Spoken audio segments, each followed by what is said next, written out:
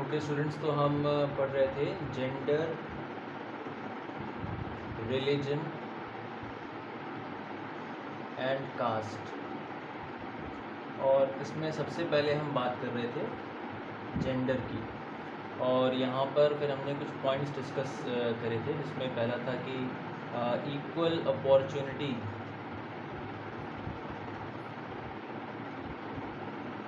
Girls को नहीं मिलती है, एजुकेशन भी उनकी पीछे ही रहती है। और लिटरेसी रेट की अगर हम बात करें तो ये 55% के आसपास है, जबकि जो मेन की है लिटरेसी रेट वो 75% के आसपास है। अब इसमें इक्वल वेजेस, अनइक्वल वेजेस मिलते हैं, इक्वल काम के लिए अनइक्वल वेजेस मिलते हैं। इसके लिए गवर्नमेंट ने इक्वल रेम्यूनरेशन एक्ट पास किया 1976 में। तो ये सारे वर्क हुए।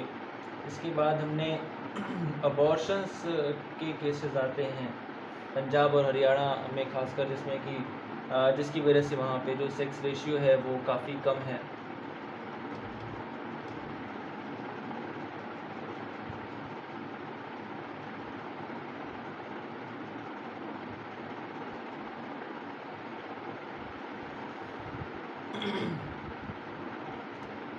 गवर्नमेंट ने इसके अगेंस्ट भी एक्शन लिया है, कई तरीके के लॉज बनाए हैं। पनिशमेंट और जो सेंटर जो अल्ट्रासाउंड सेंटर्स होते हैं उनको सील करने का प्रोविज़न है। इसके अलावा ये सारी चीज़ें हमने डिस्कस करी थी।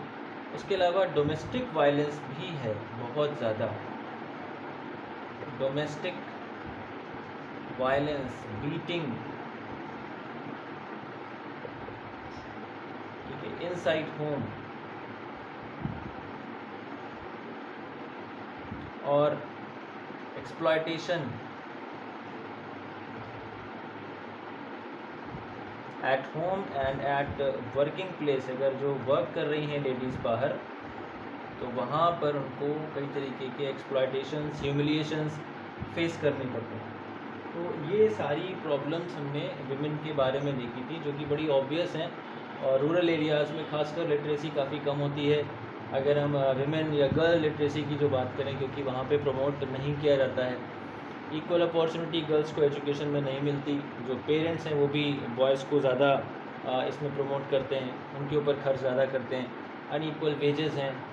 तो ये सारी चीज़ें हमने देखी थी। अबॉर्शन खासकर पंजाब हरियाणा का आप जानते होंगे कि सेक्स रेशियो काफ़ी वहाँ पे ख़राब है, क्योंकि अबॉर्ट करा दिया जाता था वहाँ पे। लेकिन उसके बाद गवर्नमेंट ने के स्ट्रिक्ट वहाँ पे all over India rules laws बने, और जिसके बाद ये चीज़ें कुछ कंट्रोल में आ रही हैं। और दूसरा लोगों की जो थिंकिंग है वो भी धीरे धीरे चेंज हो रही है। तो अब इसमें हम ये सारी प्रॉब्लम्स हैं, इसका सोल्यूशन कहाँ पे है, कैसे इन प्रॉब्लम्स को हम सॉल्व कर सकते हैं। प्रॉब्लम जिस क्लास की है उसी क्लास के लोग भी प्रॉब्लम को सॉल्व कर सकते हैं। जैसे आपने रिजर्व कंस्टिट्यूएंसी पढ़ा है कि जो सीट्स होती हैं इलेक्शन में, स्टेट असेंबली इलेक्शन होते हैं या जो लोकसभा इलेक्शन होते हैं, तो वहाँ पे reserve constituency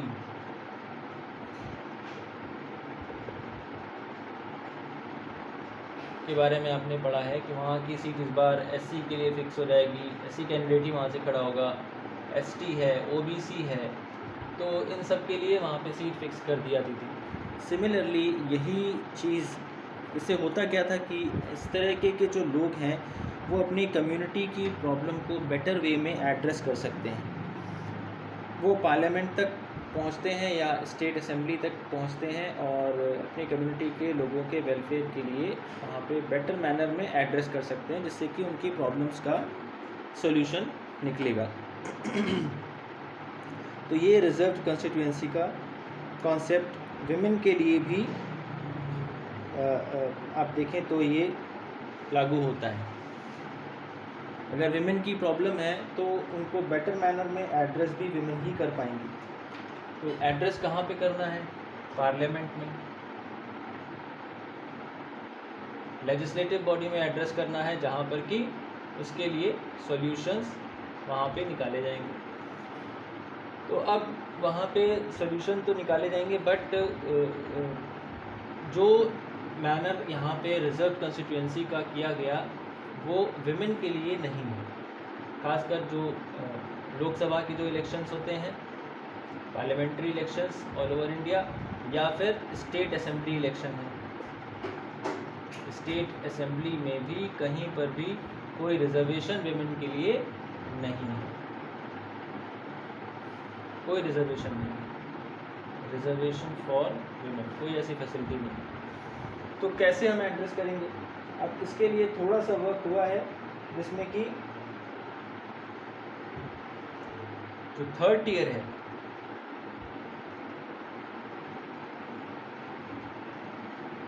third tier of governance, यानी local self government, panchayat system, Panchayati Raj system, या फिर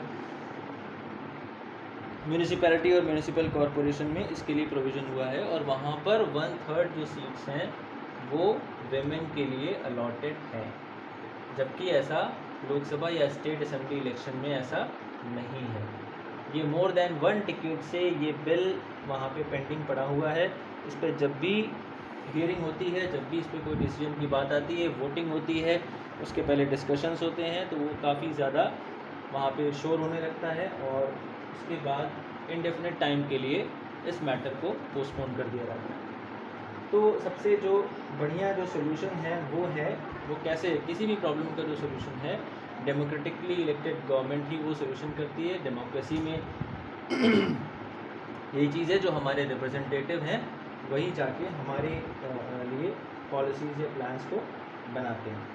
अब अगर हम रिप्रेजेंटेशन की बात कर रहे हैं, तो ऑल ओवर इंडिया और इंडिया में और ऑल ओवर द वर्ल्ड देखें कि परसेंटेज क्या है, कितने किन किन कंट्रीज़ में कितने परसेंट जो रिप्रेजेंटेटिव्स हैं या मेंबर ऑफ पार्लियामेंट्स हैं, उनमें से कितने परसेंट विमेन हैं, और इंडिया में वो एवरेज क्या है।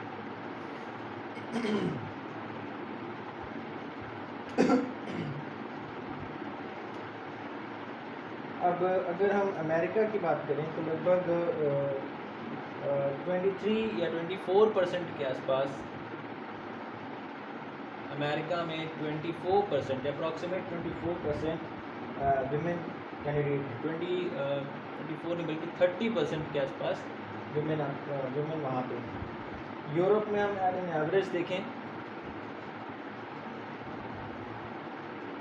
ये हम बात कर रहे हैं women in power, political body में जो परसेंटेज है विमेन का, डिसीजन मेकिंग बॉडी जो होती है, उसमें अमेरिका में अप्रॉक्सीमेट 30% है। ये 2019 के डेटा के हिसाब से है।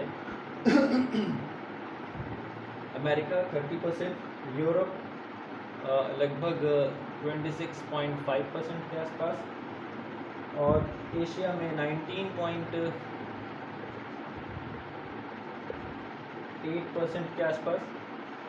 उसी तरह से अब इंडिया में देखें, तो इंडिया में ये परसेंट सिर्फ 11.8% है। जो डिसीजन मेकिंग बॉडी है उसमें सिर्फ 11.8% जो कैंडिडेट हैं वो लेडीज़ हैं। अब ये अगर पूरे एशिया का एवरेज लें, 19.8 ऑफ वर्ल्ड एवरेज करीब 24% के आसपास है अप्रॉक्सीमेट। अब आप देखिए कि आधे से भी कम है, 24% ऑल ओवर द वर्ल्ड, सारे कंट्रीज़ में जितने विमेन रिप्रेजेंटेटिव्स हैं, वर्ल्ड लीडर्स की हम बात कर रहे हैं, तो वो 24% उनमें से विमेन है, यानी लगभग 1/4, और इंडिया में वही 11.8% है। तो यहाँ पे रिप्रेजेंटेशन की कमी है। इसके कई रीज़न हैं। जो यहाँ का हमारा सिस्टम है, जो पॉलिटिकल एनवायरनमेंट है वो अच्छा नहीं है, और इसके रीज़न्स की अगर हम बात करें तो पॉलिटिकल एनवायरनमेंट है, एजुकेशन सबसे बड़ा रीज़न,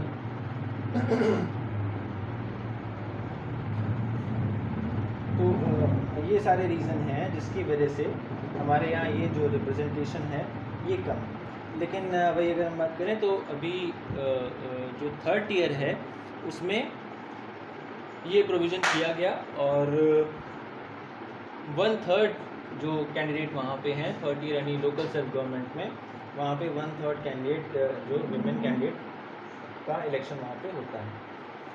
तो इस तरह से ये पॉलिटिकल स्ट्रक्चर है। अब विमेन ऑर्गेनाइजेशंस जो हैं, जो एक्टिविस्ट हैं, उन्होंने हमेशा ये डिमांड रखी है कि रिजर्वेशन एटलीस्ट 1/3 का लोकसभा और state assembly election, state assemblies में भी होना चाहिए। यहाँ पे डिमांड की गई कि यही चीज़ लोकसभा और स्टेट असेंबलीज में होनी चाहिए। क्या चीज़? 1/3 सीट्स फॉर विमेन, इसको करने की डिमांड की गई। लेकिन वही अभी हमने बात की, ये बिल अभी तक ये पेंडिंग पड़ा हुआ है और इस पर कोई भी डिसीजन नहीं हुआ है। अब ये जो डिवीज़न है, सोशल डिवीज़न, जिसमें हम जेंडर डिवीज़न की बात कर रहे हैं, इसको पॉलिटिक्स में एड्रेस करना बहुत ज़रूरी है। अगर ये एक तरीके से हमारे जो डेवलपमेंट प्रोसेस है उसको स्लो करता है। अगर इक्वल पार्टिसिपेशन वुमेन का नहीं होगा तो कहीं ना कहीं जो डेवलपमेंट है वो हमारा स्लो होगा। आज देखिए आप रिसर्च एंड एनालिसिस में, चाहे वो मेडिकल फील्ड हो, इंजीनियरिंग हो, स्पेस साइंस हो या फिर पॉलिटिक्स, अभी बहुत सारी लेडीज़ ने बहुत अच्छा किया है। जैसे हमने प्रतिभा देवी सिंह पाटिल और अभी रिसेंट जो निर्मला सीतारमन जी हमारी फाइनेंस मिनिस्टर हैं, बहुत बढ़िया कर रहे हैं। तो इनको अगर देखें तो काफ़ी चेंजेस दिखाई पड़ते हैं, बट अभी बहुत कुछ करना बाकी है। और ये सब कैसे पॉसिबल है? सिर्फ पॉलिटिकल विल के थ्रू ही ये सारी चीज़ें पॉसिबल हैं। लेकिन अगर ये जो थर्ड ईयर में जितना कुछ काम हुआ, या गवर्नमेंट की तरफ से इक्वल रिम्यूनरेशन एक्ट, हमने छोटा सा एग्जाम्पल लिया था, अगर ये सारे नहीं हुए होते तो क्या आज जो स्टेटस है विमेन का वो भी अचीव हो पाता? वो भी शायद नहीं अचीव हो पाता। तो इन चेंजेस का लाना ज़रूरी था। तो ये अभी हमने बात की कि ऑल ओवर द वर्ल्ड क्या क्या परसेंटेज है वुमेन कैंडिडेट का, इंडिया कहाँ पर है और क्या फर्दर डिमांड्स थी। इक्वल पार्टिसिपेशन की डिसीजन मेकिंग बॉडी में वुमेन को भी हो, तो इसकी डिमांड रखी गई थी। 1/3 बलवंत राय मेहता कमेटी थी, उसके सुझावों के बाद 1/3 ये पंचायती राज सिस्टम को इम्प्लीमेंट किया गया था।